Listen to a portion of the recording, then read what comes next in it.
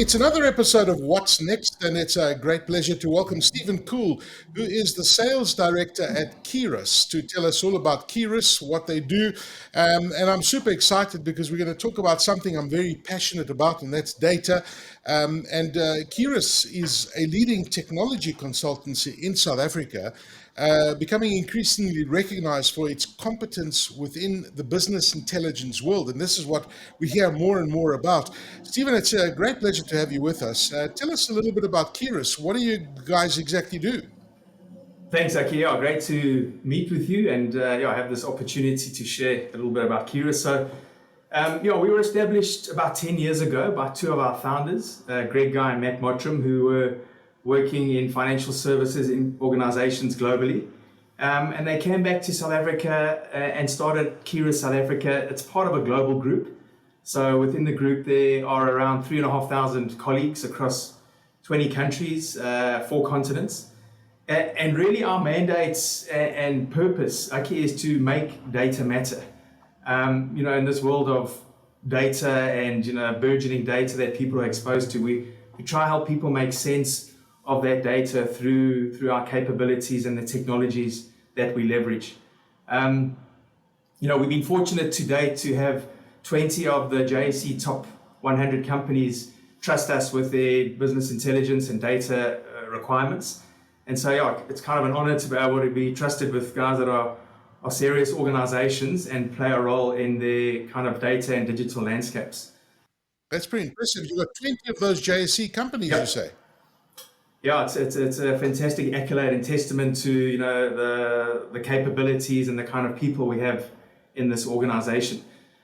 I think just to share a little bit more around the business intelligence, we offer more than just the business intelligence as part of Keyrus, and it's that end-to-end data stack that we talk about. And so we've broken our capabilities into 4 or 5 competencies, Aki. And there we speak of things like data management, so data integration, moving data between systems and applications, Internet of Things. We talk about data advisory as another competency where we help organizations with technology roadmaps, with data maturity assessments. I think the cornerstone of Keyrus is really in the visual analytics and business intelligence, and that's where the company was founded. And so there we do dashboarding, training as well on the visualization and dashboarding. 4th competency is what we call enterprise performance management. So there we're helping organizations run IT as a business through a concept called IT financial management, budgeting and forecasting. And then finally, just on the management consulting, it's around how we help these organizations deliver these technologies into a change control process. And quite often that's the most important. If you're spending all this money on a technology, it's about how it changes the typical way of doing things so that you get a return on investment. And so, we focus on those areas. Wow, that's absolutely fascinating. So, I mean, data runs through your DNA. Yeah. Everything you do has a data focus, whether you are making sense of the data, presenting it, moving it around. And it's extraordinary to think how much data is being created every single day. And I guess that, businesses just can't cope with the amounts of data. You need to try make sense of it and get the intelligence out of that data so you can focus on actually running your business. And, we've seen so much growth in this sector over the past few years. What do you attribute the success of Keyrus per se? Because there's obviously other companies that do similar stuff, but I don't think quite as comprehensively as you've described. So where does the success come from? What do you attribute the success to? Aki, great question. I think the one differentiator we have is being part of this global group of Keyrus, as I mentioned.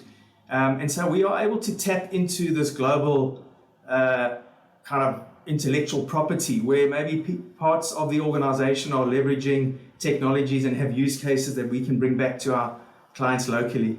So that's one element, but probably the 3 most important elements are our people. We have incredible people that we've been fortunate to attract into our organization.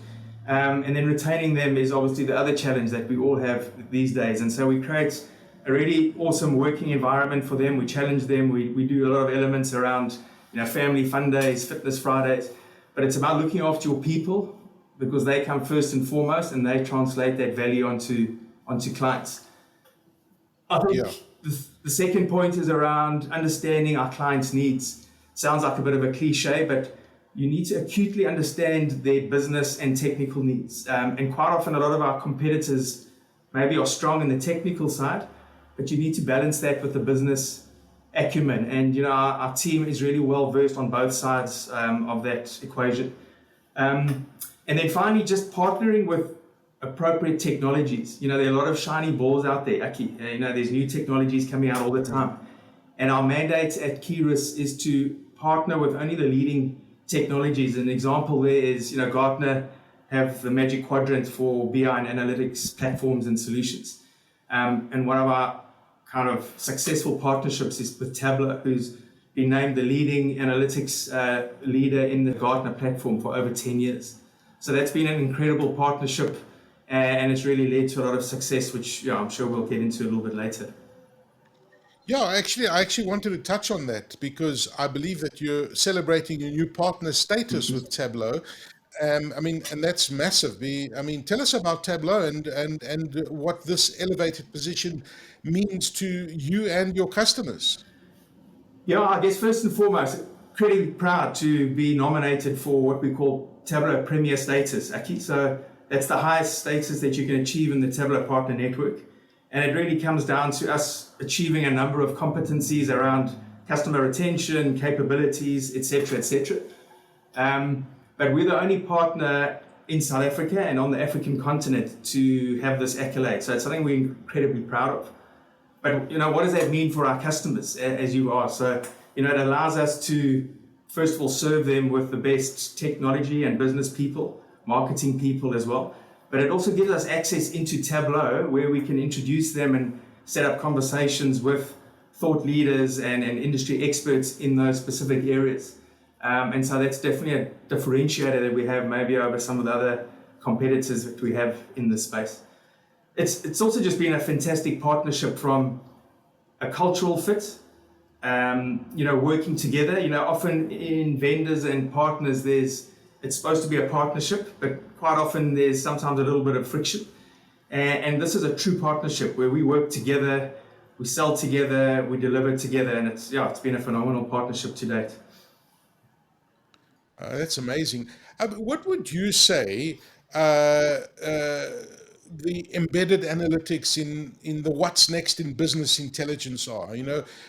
I'd like you to expand on that because I think for me, business intelligence, I find it absolutely amazing, the stuff you can do with data today. Talk to me a little bit more about how it actually benefits businesses today, all of that intelligent business data. Okay. Yeah, so maybe just to add to that, so we've been named the Tableau Embedded Specialist Partner for the region. Again, I mentioned South Africa and Africa as a whole. And we're seeing it as a really growing trend in BI or business intelligence. And the fact of the matter that Tableau just has a fantastic platform from a governance perspective, security, connectivity, capability, and pricing. Pricing is a simple thing for customers to understand, and it might seem like a simple thing, but it's such an important part of that sales process. But in terms of embedded, Aki, we're seeing it being an extension of what people are doing in their normal day-to-day workflow, sometimes referred to as external analytics. So what we mean by that is typically in an organization, someone will be doing something and then they'll have to leave their application and go and log into another BI application to get the insights that they want. What embedded or external does, it allows the user to stay within their workflow and find the information they're looking for. And so what that drives is better user adoption. People almost don't know that they're using BI to make decisions and complete their workflows. We're finding it's a better user experience. But for me, the most exciting is the commercial opportunity it provides, where all companies these days are essentially data companies. And with this data and making it available through an external embedded BI use case, they can make it available to people within their ecosystem to drive a better customer experience or supplier or agent experience. And I think a lot of organizations don't realize the power of the data that they're sitting on. And so we can help them discover that and monetize that through this embedded experience. Yeah, I can have a discussion with you about data and how you can use it in a business for hours, because it's just absolutely fascinating. I often tell people it's when you're making sense of that data and you adding that level of intelligence, it's almost as if you're shedding light on your Yeah, business to see things that you don't normally see, right? And completely.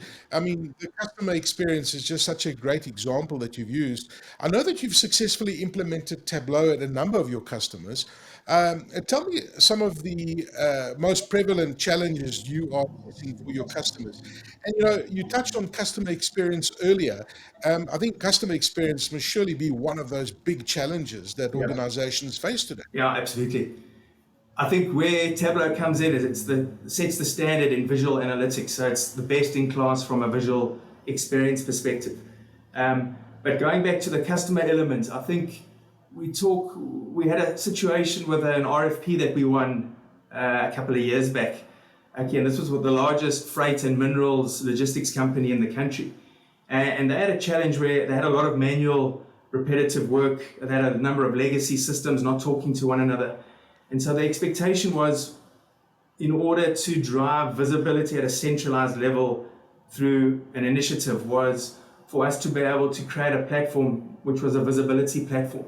And it required elements in terms of on the site in the mines and also at the port. So it's really heavy industry to get this data through IoT or Internet of Things devices, stream it real time to a cloud data warehouse.